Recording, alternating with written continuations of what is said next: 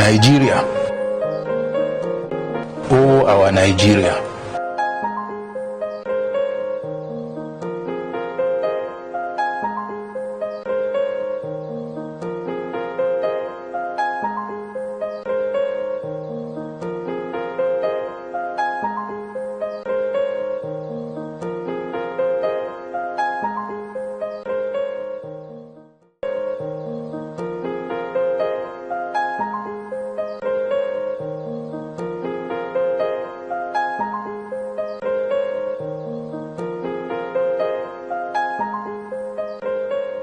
The subtle foreign brainwashing of Nigerian youths.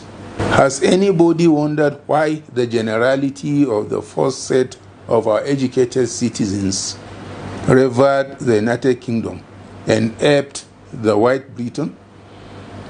They saw the mode of dressing, manner of speech, behavioral nuances, and general etiquette of the Briton as the epitome of civilization.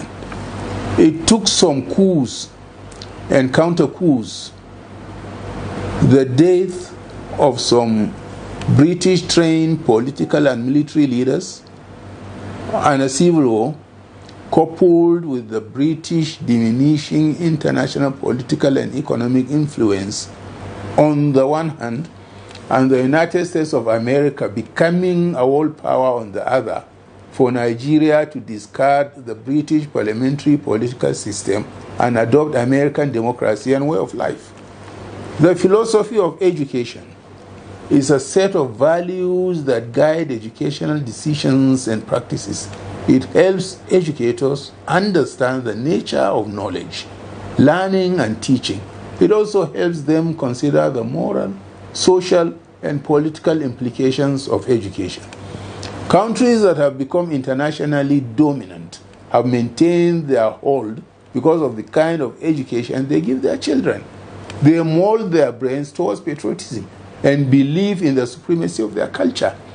The history they teach, not only to themselves, but even to foreigners, is replete with the heroism, real or fake, of their nation's forefathers. For instance, we were told a young Scottish doctor by the name of Mungo Park discovered the river Niger, while there were people there. Our early Western British trained elite, mostly teachers, were happy to be seen wearing shirts with neckties on khaki shorts and pushing their bicycles about town while we are running in cycles, thinking of 6334 or 124 or which age a kid should join the university, or whatever they come up with. Has anyone wondered why some nations with ancient history, who still plan on extending their civilizations into many millennia to come,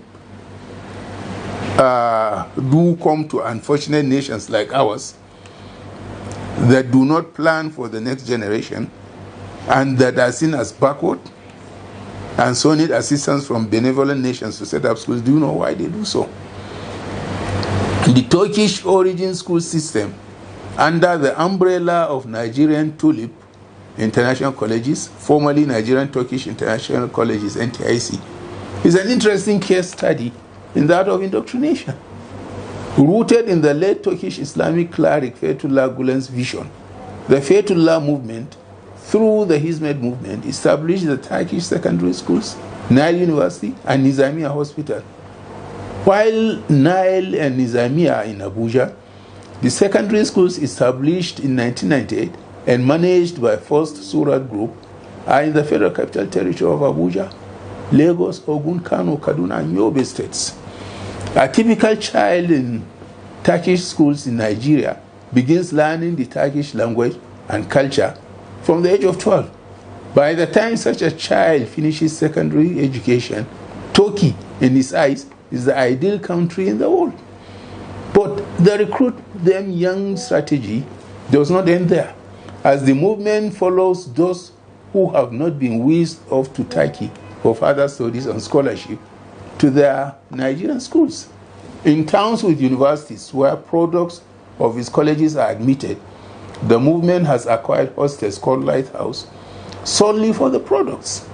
Girls' hostels are supervised by an abla, that's auntie in English, while male hostels are managed by an abi, that's uncle.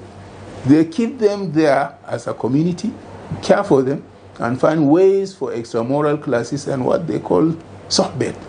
Sohbet, from the Arabic word suhba, that's the companionship, is a Turkish word for conversation, discussion, or chat. But it can also refer to a cultural tradition in Turkey or an address from a religious leader to a community, held for an hour daily. Topics are picked for the students to discuss, exchange ideas, and explore their deeper meanings under the guidance of the Abla or Abi, who is Turkish or a Turkish-trained Nigerian, as the case might be. But such subtle indoctrination of young minds through education in countries that do not know or understand the philosophy behind education is not left to the Gulen movement alone. A movement doing for Turkey more than what its government is doing for it. There are no Chinese schools in Nigeria in the form of TULIP, but they did establish Chinese language programs through the Confucius Institute, which promotes the Chinese language and culture. There are Confucius Institutes at Nnamdi Azikiwe University and the University of Lagos.